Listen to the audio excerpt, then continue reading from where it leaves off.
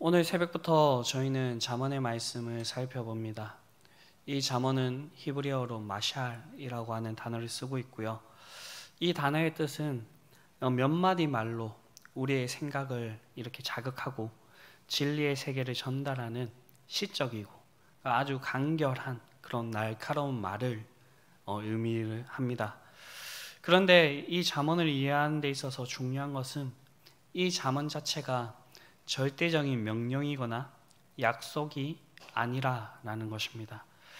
잠언은 삶의 이치를 관찰하고 그 삶의 이치들 중에서 하나님께서 자신의 백성들에게 주시는 그 삶의 방식이 무엇인지를 우리에게 소개하고 있는 것입니다. 그렇게 잠언은 예언이나 율법처럼 그렇게 해석해서는 안 됩니다. 이 말인즉 잠언의 교훈들을 지켰을 때 그 오는 결과를 이렇게 말할 때 하나님의 절대적인 약속처럼 그것을 이해해서는 안 된다는 것입니다. 그래서 잠언의 한 부분만을 깊게 보는 것보다 저희가 잠언 전체를 이렇게 살펴보면서 성경 전체에서 말하고 있는 이 교훈과 어떻게 이것을 결부시킬 것인지 그렇게 대조해서 보는 것이 중요하다라고 그렇게 말할 수가 있습니다. 잠언의 저자는 다윗의 아들 이스라엘 왕 솔로몬입니다. 이 솔로몬이 누구입니까? 하나님께 지혜를 구했던 왕이고 이 지혜를 구하였기 때문에 하나님께서 이 솔로몬에게 지혜를 허락하셨고 솔로몬은 하나님께서 허락하신 이 지혜를 가지고 다방면에서 유감없이 그 지혜를 발휘했던 왕입니다. 이 지혜로 백성들을 잘 다스렸으며 나라를 부강하게 했습니다. 그리고 열왕기상 4장 29절에서 32절을 근거로 해서 보면 이 솔로몬이 지은 잠언이 3,000개가 넘는다라는 것을 우리가 알 수가 있습니다. 지혜의 왕인 솔로몬이 이 잠언을 통하여서 우리에게 하고자 하는 말은 하나님의 위대하심과 살아계심을 나타내는 것이고 하나님 앞에서 우리 인간들이 어떻게 살아가야 될지를 이야기하고 있는 것입니다. 그래서 오늘 본문에서 솔로몬은 지혜와 훈계를 알게 하며 명철의 말씀을 깨닫게 하며 지혜롭게 공의롭게 정의롭게 정직하게 행할 일에 대해서 훈계, 즉 군사들이 훈련을 받는 것처럼 너희들이 그렇게 훈련받게 하기를 원한다라고 그렇게 얘기를 하고 있습니다. 그런데 저희가 잘 알다시피 이 잠언은 고대군동, 즉 약 3,000년 전에 쓰여진 그런 글입니다. 오늘날 어떻게 이 내용이 우리에게 유익이 될까 그렇게 생각을 해볼 수가 있습니다. 그러나 전도서의 말씀처럼 해아래 새 것이 없습니다. 과학과 기술이 발전하고 문화가 발전함에 따라서 삶의 양식은 달라져도 그 삶을 살아가는 이 인간의 본질이 변하지 않았기 때문에 오늘날 이 잠언이 우리에게도 여전히 의미 있는 말이 되는 것입니다. 특히 잠언을 관통하는 핵심 단어는 지혜입니다. 잠언은 우리에게 참된 지혜가 어디서부터 오는지를 이야기하고 있습니다. 그것이 어디로부터입니까? 그것은 여호와 하나님께로부터입니다. 앞서 말씀드렸듯이 실제로 솔로몬 왕은 하나님께 지혜를 구하였고 받았습니다. 그리고 그 지혜가 이 세상의 지혜와는 너무나도 다르다는 것을 저희는 성경의 기사를 통하여서 그렇게 알 수가 있습니다. 이것은 당연한 것입니다. 왜냐하면 하나님께서는 이 지혜의 근원이시고 성경에서 말씀하고 있듯이 하나님께로부터 오는 지혜는 이 세상의 지혜로는 결탄코 알 수가 없는 것이기 때문입니다. 그래서 하나님께서는 자신의 백성을 찾아와 주셔서 말씀해 주십니다. 오늘날 우리도 하나님의 말씀을 통해서 이 지혜를 받았습니다. 그런데 여러분들도 아시다시피 이 성경은 우리의 삶에 대한 그 모든 일에 답을 주지는 않습니다. 우리 인생에 있어서 아주 중요한 결정들이 있죠. 누구와 결혼을 할 것인지, 언제 우리가 이사를 갈 것인지, 누구를 만나서 이렇게 교제하며 친하게 지낼 것인지 등등 우리 인생에 중요한 이런 일들이 있는데 성경은 아주 직접적으로 그렇게 답을 주지 않습니다. 그러나 분명한 것은 우리가 지혜를 받게 되면 우리의 마음이 하나님께서 바라보시는 쪽으로 자연스럽게 끌리게 된다는 것입니다. 우리의 인생에는 결코 우연이 없습니다. 하나님은 자신의 섭리 속에서 우리를 인도하십니다. 그렇게 우리는 삶에서 지혜를 배워야 합니다. 우리가 이 지혜에 대해서 얘기를 할 때 먼저 이 지혜가 무엇인지를 알아야겠죠. 오늘 본문에서 쓰여져 있는 이 지혜의 그 원어를 이렇게 살펴보니까 사물의 존재와 본질에 대한 지식을 그렇게 이야기하고 있습니다. 그런데 이것은 단순한 지식을 얘기하는 것은 아닙니다. 우리는 어떤 사람을 지혜롭다라고 얘기를 합니까? 단순한 지식만을 가지고 있는 사람을 지혜롭다고 얘기를 합니까? 아니면 명석하거나 뛰어난 사람을 지혜롭다고 얘기를 합니까? 이런 사람들이 지혜로울 확률이 높긴 높습니다. 그러나 이 지혜가 많거나 뛰어난 사람들을 지혜롭다라고 그렇게 얘기하지는 않습니다. 말씀을 준비하면서 고등학교 시절에 한 친구가 떠올랐습니다. 이 친구는 정말로 성실하고 열심히 공부하는 친구였습니다. 많은 지식을 가졌습니다. 그래서 모르는 것이 있으면 그 친구한테 물어보면 아주 답을 기똥차게 잘해줍니다. 그런데 이 친구가 아주 결정적으로 그 지식을 잘 쓰지 못하는 그러한 모습을 보았습니다. 그것을 시험 성적에서 알 수가 있었는데 평상시에서는 그렇게 답을 잘해주던 그 친구가 시험만 보면 그렇게 점수가 나오지가 않았습니다. 그래서 항상 이제 전교 석차를 이렇게 내보면 뒤에서 이렇게 놀았는데요. 보면서 참 안타까웠습니다. 이 친구는 지식은 넘쳤지만 지혜가 부족하다고 말할 수 있겠습니다. 그렇게 지혜는 지식을 이해하는 힘이라고 할 수가 있겠습니다. 그리고 이 지혜를 지식을 사용하는 힘이라고 할 수가 있겠습니다. 많이 배우지 못해도 세상에 대한 이해를 가지고 있는 그러한 사람들이 있습니다. 옛날에 믿음의 어머니들이 그러했습니다. 그분들은 오늘과 같이 고등교육도 받지 못하고 특수한 자격증을 취득하지 못했지만 지혜로우셨습니다. 이분들의 특징이라고 한다면 이분들은 신앙생활을 깊게 하셨다라는 것입니다. 배우지는 못하였지만 오랫동안 신앙생활을 하면서 하나님과 교제함으로 그로 인해서 지혜롭게 그렇게 행동하실 수 있었다라는 것입니다. 이 사실로부터 우리는 참된 지혜가 하나님과 친밀하게 그렇게 살 때에 우리에게 오게 되는 것을 알게 됩니다. 성경에서 하나님과 친밀한 관계를 얘기할 때 빼놓지 않고 오는 두 가지의 일이 있습니다. 그것은 말씀과 기도입니다. 많은 성도님들이 좋아하시는 시편 1편을 보게 되면 복 있는 사람은 하나님의 복을 받은 사람은 여호와의 율법을 즐거워하여 그의 율법을 주야로 묵상하는 사람이라 라고 그렇게 얘기를 하고 있습니다. 그런데 말씀을 따라 사는 삶이라고 했을 때 그저 우리가 그 말씀을 묵상하는 것에서 그치는 것이 아닙니다.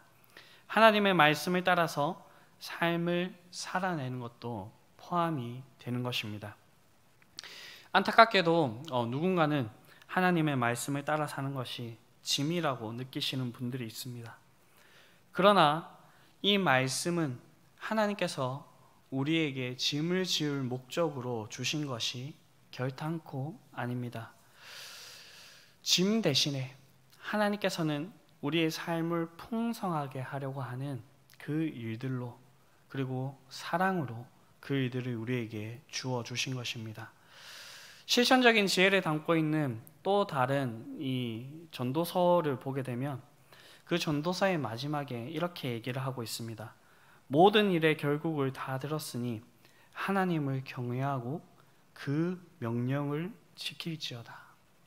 이것이 인간의 본분이라 이렇게 얘기를 하고 있습니다. 야고보서 3장 17절에서도 오직 위로부터 난 지혜는 첫째로 성결하다라고 그렇게 말씀을 하고 있습니다. 이 말을 쉽게 풀어보면 하나님이 주신 지혜는 하나님을 믿고 순종할 때에 우리에게 오게 된다라고 그렇게 얘기를 합니다. 하나님의 말씀을 따라 사는 것, 성경은 다른 말로 그것을 표현하기도 하는데 그것은 바로 하나님을 사랑하는 것입니다. 예수님께서 나의 계명을 지키는 자라야 나를 사랑하는 자라고 그렇게 분명히 말씀하셨습니다. 그런데 이 지혜는 아무나 받을 수 있는 것이 아니라라고 그렇게 얘기를 하고 있습니다. 그럼 이 지혜를 받을 수 있는 방법이 무엇일까라고 했을 때 오늘 본문은 하나님을 경외하는 것이라라고 그렇게 얘기하고 있습니다. 여러분들은 하나님을 어떻게 생각하십니까? 우리 찬양처럼 하나님은 나의 좋은 친구시고 나의 목자시고 나의 첫사랑이 되시고 여러 가지 표현으로 이렇게 표현을 해볼 수가 있을 것입니다. 물론 하나님께서 우리와 함께 하시며 이렇게 우리와 친근하게 대해 주십니다. 그러나 기본적으로 하나님과 우리의 관계는 창조주와 피조물의 관계이고요, 주인과 종의 관계입니다. 그 사이에 메꿀 수 없는 그러한 격의 차이가 있다라는 것입니다. 그렇기 때문에 성경에서 하나님을 만나는 자들은 하나님 앞에서 두려워하는 그 모습을 볼 수가 있습니다. 모세가 떨기나무 앞에서 하나님을 만날 때 그러했고요, 이스라엘 백성들이 시내산에서 하나님의 영광을 볼 때 그러했고요, 선지자가 하나님 보좌를 볼 때에 하나님을 두려워하는 그 모습을 볼 수가 있습니다. 그러나 이 두려움은 단순한 두려움으로 끝나는 것이 아닙니다. 오늘 성경에서 표현하고 있는 이 경외라는 것은 사랑을 가지고 두려워하는 것입니다. 이것은 진정으로 하나님을 경험한 자들에게만 나타날 수 있는 그러한 자세입니다. 이런 자세를 가지고 있는 사람들의 특징은 삶의 전 영역에서 하나님을 인정하고 이 하나님만을 전적으로 의지합니다. 그리고 그분을 닮아가기 위해서 힘쓰고 노력하는 자들이라는 것입니다. 그렇게 공손하게 말씀하신 대로 무엇이든지 경청하고 순종하게 되는 것입니다. 이것이 지혜를 받을 수 있는 방법이고 지혜의 시작이라고 그렇게 오늘 본문은 이야기하고 있습니다. 이처럼 지혜는 하나님을 경외하고 친밀한 관계에서 오는 하나님의 선물입니다. 우리도 이 선물을 받았습니다. 즉 예수 그리스도 안에서 오는 지혜입니다. 요한복음에서는 태초에 말씀이 계셨고 이 말씀이 육신을 입고 오셨다라고 그렇게 얘기를 하고 있는데 그분이 바로 예수님이라 그렇게 얘기를 하고 있습니다. 그래서 사도 바울은 이 예수님에 대해서 고린도서에서 이렇게 표현하고 있죠. 그는 우리에게 하나님의 지혜가 되셨다. 그리고 우리는 예수님의 영인 성령을 선물로 받았습니다. 예수님께서는 성령의 새롭게 하시는 그 사역을 통해서 참된 지혜를 우리에게 가르쳐 주십니다. 그분은 우리에게 하나님의 뜻을 가르치시고 이로써 우리가 죄악된 본성에서 벗어나 하나님의 뜻을 따라서 그렇게 살아갈 수 있도록 우리를 인도하시고 그 말씀에 우리를 순복하게 하십니다. 그래서 지혜를 받은 사람은 지혜롭게, 공의롭게, 정의롭게, 정직하게 행할 수 있게 되는 것입니다. 그런데 오늘 본문은 이 지혜만을 소개하는 것이 아니라 지혜에 반대되는 미련함, 어리석음에 대해서도 그렇게 얘기를 하고 있습니다. 잠언 전체에서 이 말은 지혜와 대조되는 말로 이렇게 나오게 되면서 이것을 경계하라라고 그렇게 얘기를 합니다. 왜냐하면 이 미련함과 어리석음이 단순히 그 자신의 그 한 사람에게만 영향을 미치는 것이 아니라 그 사람의 삶을 비참하게 만들고 그 주변에 있는 사람들의 삶에도 영향을 미치기 때문입니다. 사람이 자신의 몸을 아무렇게나 다루면서 그 뒤탈을 피할 수가 없습니다. 사람을 함부로 대하면서 다른 사람들과 좋은 관계를 유지할 수가 없습니다. 모두가 이기적으로 살면서 사회 구조가 유지되거나 더 나은 방향으로 나아가기를 기대할 수가 없습니다. 미련한 자는 이런 모든 일을 행함으로써 불화를 만들고 결국에는 파멸을 심고 거두게 됩니다. 미련함에도 정도가 있는데 성경에서 얘기하고 있는 최고의 미련함은 하나님 외에 다른 것을 자신의 삶의 중심에 두는 것입니다. 물론 우리는 이 세상을 살아가기 때문에 이 세상의 것들을 잘 사용해야 되는 것도 맞습니다. 그래서 그리스도인들 중에서 실력 있는 사람이 나와야 되고요. 명예가 있는 사람이 나와야 되고요. 권력 있는 사람이 나와야 되고요. 돈을 많이 가지고 있는 사람도 나와야 합니다. 그러나 이런 부수적인 것들이 우리의 삶의 중심을 차지하게 해서는 안 된다라는 것입니다. 이것들이 우리의 중심을 차지하게 하지 못하게 하는 그 일로 이 잠언은 우리에게 지혜를 소개하고 있습니다. 그래서 우리는 항상 우리의 삶을 살피고 주변의 말들을 경청하면서 이 미련함과 어리석음에서 떠나야 합니다. 오늘 본문에서 미련한 자의 특징을 찾아볼 수 있는데 그것은 지혜와 훈계를 멸시하는 것이고 아버지의 훈계를 듣지 않고 어머니의 법을 따르지 않는 것입니다. 즉 자신을 살피고 돌아보지 않는다는 것입니다. 이러한 사람들은 자연스럽게 악한 자들의 꾀임에 넘어가게 됩니다.